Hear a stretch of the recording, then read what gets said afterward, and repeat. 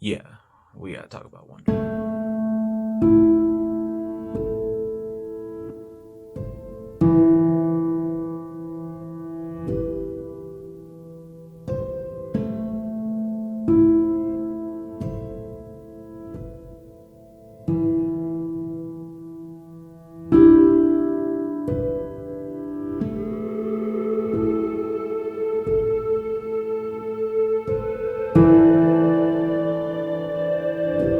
The description of this video, or the tag, I should say, title, whatever the fuck it's called. Read it and watched my Furious vs. Fancy so far, then I know you're already thinking one thing. Teller, haven't you said like 5 times already that X anime is the best anime of 2021? And to that I say, yes. But each time I've been wrong, because each time it has been topped, and today, God, have the others been blown out of the water. I'm sorry, Horimiya. I'm sorry, Skate. I'm sorry, Spider Anime, but not really, because you're not the best. But eventually I'm actually going to talk about you, even though you were supposed to be my second video and I keep putting it off. But one day, we're going to get there. But today, I don't want to bullshit around. I don't want to waste time or fuck around with anything else, because this anime is way too damn important. Because I genuinely believe, even from just the first episode, granted, at the time of recording this, I've seen the first 2, and the 3rd episode just came out today, and I'm probably going to watch it as soon as I get through working on stuff today. But Wonder Egg Priority is the most must-watch show I have ever seen. Like, it is giving off hardcore instant classic vibes. And if you saw that animation at the beginning of this video, then I think at least your eyes are doing a little bit of the work for me in explaining why that is. But we're still going to walk through it. So Wonder Egg is an original anime by Studio Cloverworks, which is both great and kind of sucks, because it's really cool that they're making an original anime and putting the amount of effort and money into it. But also sucks because I can't just go read the manga, which I really, really want to do. But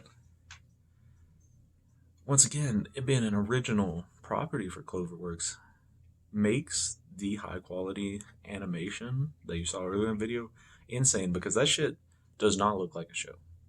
That is the most high budgeted anime animation I have ever seen. That shit looks like a movie. It is damn near on par with Makoto Shinkai, like with 5 centimeters per second. Not at the level of like a Your Name or Gone of Words, but pretty damn close to the level of a lot of his other movies, which, if you've seen them, look fucking amazing. So like immediately when I pulled up the first episode, that was the first thing to blow me away. It's just like the animation on this. I don't know what the budget looks like, but it's got to be above usual show budget. And like I said, with that being original is really insane, because a lot of times first seasons of originals don't usually have as much invested in them, because the way the Japanese studios look at it is there's nothing to go off of. I mean, if you adapt something, like if you're adapting like a Bleach or a Naruto, there's already a fan base there. So, I mean, even something like more modern, like all these isekai ones that aren't even as big as those, you at least know there's gonna be a fan base. You can risk a little bit more putting extra money into it, which is why when they do an original anime, the first season kind of about proving itself. They're waiting to see what the viewer turnout looks like, how invested people are before they're willing to invest more money into it. That's why even like a show like Skate, I was impressed at how good that show looks, and it does look really good.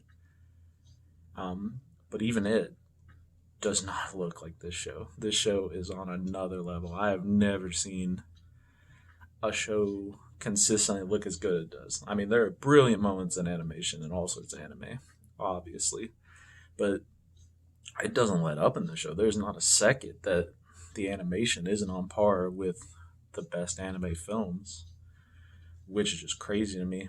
I mean, even with Cloverworks' other property right now, Horimiya, which looks really, really good. Horimiya looks really good for an anime series. It's already above a lot of others coming out. But it does not, once again, just like with Skate, does not look as good as this. It does not look like a movie.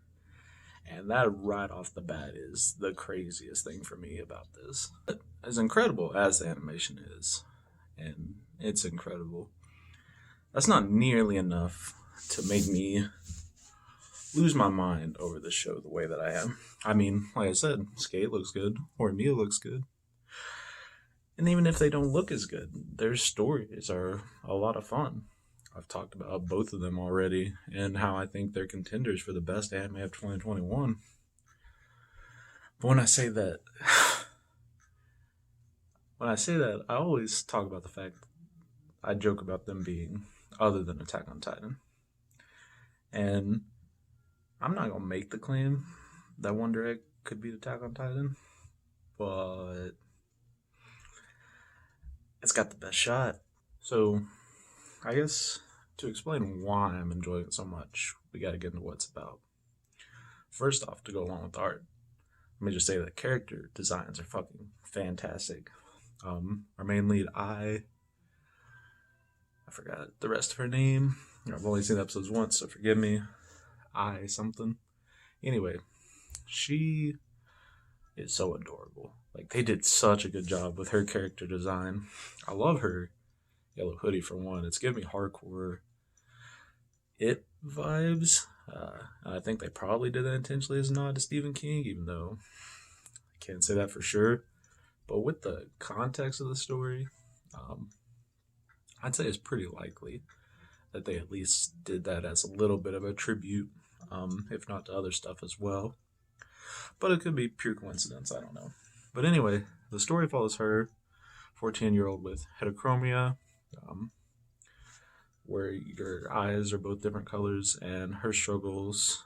On like the surface, it's a story about her struggle her struggle with bullying. She's bullied for it. She has this perception of herself as really ugly and really hates on herself because of it. And that factors into the things going on, but it's definitely not the focus. The focus comes at her talking to a bug that leads her into an underground arcade where she finds a magic egg that bursts a person. I promise it's really cool, not super weird, even though it might kind of sound like it. Here's the magic voice. Here's this voice talking to her, leads her to discovering this egg, which, when she cracks it in her dream, which most of the story takes place in her dreams. I don't know if when she's dreaming she steps into another reality or if this is all just her dreams. But regardless, what happens in her dreams has consequences to the story and to her real life. And when she cracks open the egg in this dream, there's a girl about her age that appears, and everything else in her dream is trying to kill her. Being hunted by these crazy little puppet monsters with knives that are insane, hyperactive little shits. Trying to hunt her down, kill her, and they pose no threat to I, but only to her friend. And that's just the tip of how crazy the show begins. Like, one moment you're just being bombarded at the start with these beautiful visuals and this kind of calm tone, eyes being all cute. It's really adorable. To suddenly there's talking bugs and murderous little puppets chasing two girls around a school. And I has to protect her new friend and overcome her own fear and inability to act, which as the story progresses, you learn is from her experience in the real world and her inability to act in a situation that she is suffering over. And the show seems to be the plot of revolve around her. I guess not necessarily atoning for her guilt, but learning to deal with it and overcome it and move forward. And it lies in there that really gives me the feel that the show could be something special in that theme of what she's dealing with. That really takes it to the next level.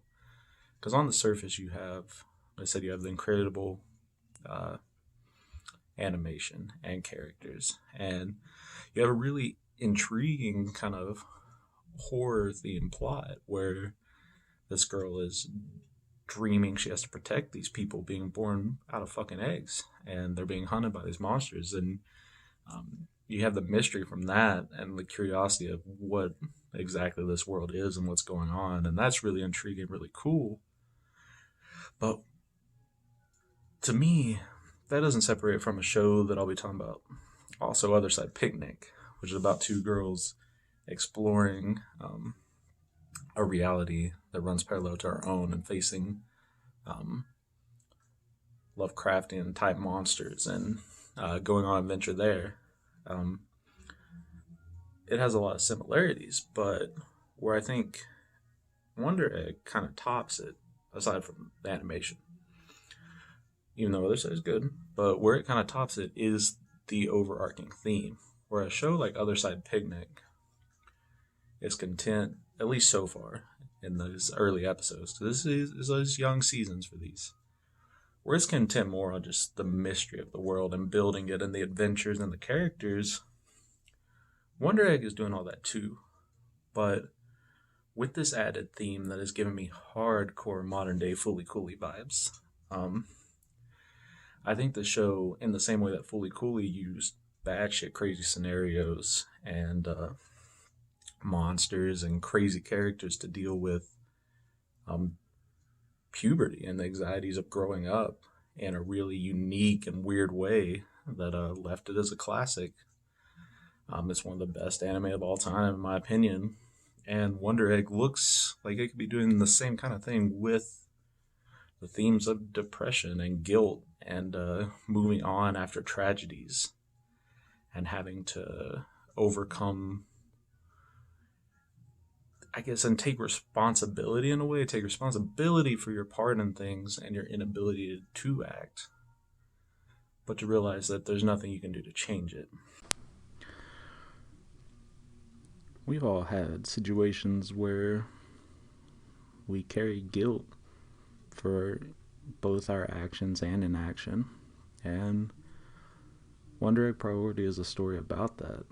It's about dealing with what could have been and what you could have done, how you might have changed things, and how to deal with both your overwhelming sense of guilt and moving forward. How to take responsibility for it, but also to stand up and be better in the future. To do what you wouldn't have done before, to act, to grow from it. The story isn't sugarcoating anything. There's a lot of pain in this story beneath its beautiful surface, and I think that's part of what makes it really cool. And it's not throwing off responsibility of I or the other main characters or you as the viewer.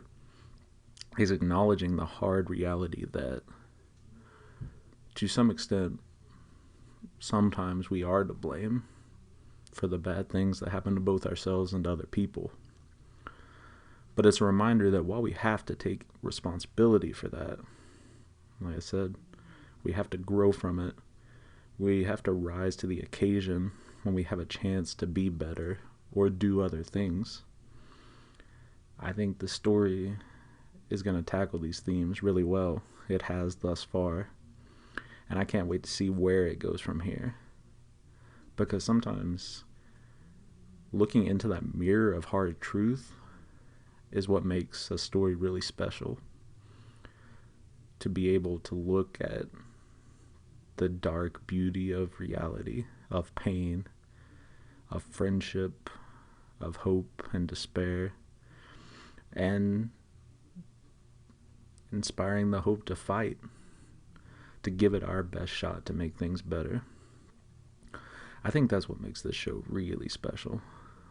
It's not just the animation, the character designs, the intriguing plot. It's that it's filled with a very honest, hard look at the characters and at ourselves.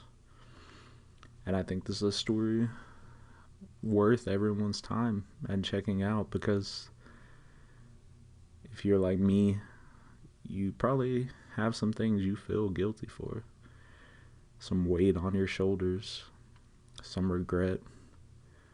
But like we all have a chance to move forward from that, especially in days like these, in these rough years.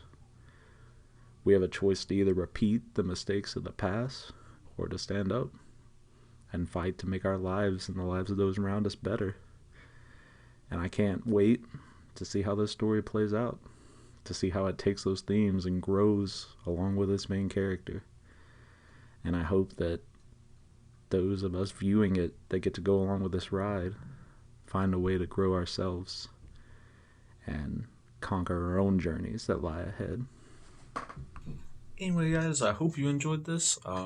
Let me know if you've seen Wonder Egg and what your thoughts are on it and how it's looking to you in this crazy, super filled year of awesome anime. I mean, seriously, I know I say it every one of these videos, but dude, this year is loaded. We got so much cool stuff already and even more to look forward to. And I can't wait. I'm loving getting to see new amazing shows each week. I do think with some of the shows I'm checking out next, the momentum's gonna start to teeter off a little bit, but it's okay because we got these shows to lead the way, and I think there will be more really good shows on the horizon. So let me once again know what you think, what you're keeping up with this season, and what is looking to you like it may be your favorite of 2021. And if you haven't, I hope that this convinces you to at least give Wonder Egg a shot, because seriously, this is something special. This is the kind of show you're not going to want to miss out on. It has the chance to truly be a modern classic and be the kind of event that you're going to look back on and be like, God damn, I'm glad I got to go on this journey and be with these characters and kind of grow and learn alongside them. And I think this one people going to be talking about. At least people watch it. I really hope it doesn't go under the radar, because I have a bad feeling this could be one of those hidden gems and masterpieces that just not a lot of people see. I mean, just looking at the title alone, I don't know that I would have ever picked it up if it wasn't for having seen it recommended by people like Mother's Basement, who you should also check out. Great YouTuber. But I'm glad I did, because this is really awesome, and I can't wait to see more. As far as my first fancy, this is fucking incredible. Anyway, hope you guys like it, and we'll be back next time with either Other Side Picnic or finally So I'm a Spider, So What. Peace.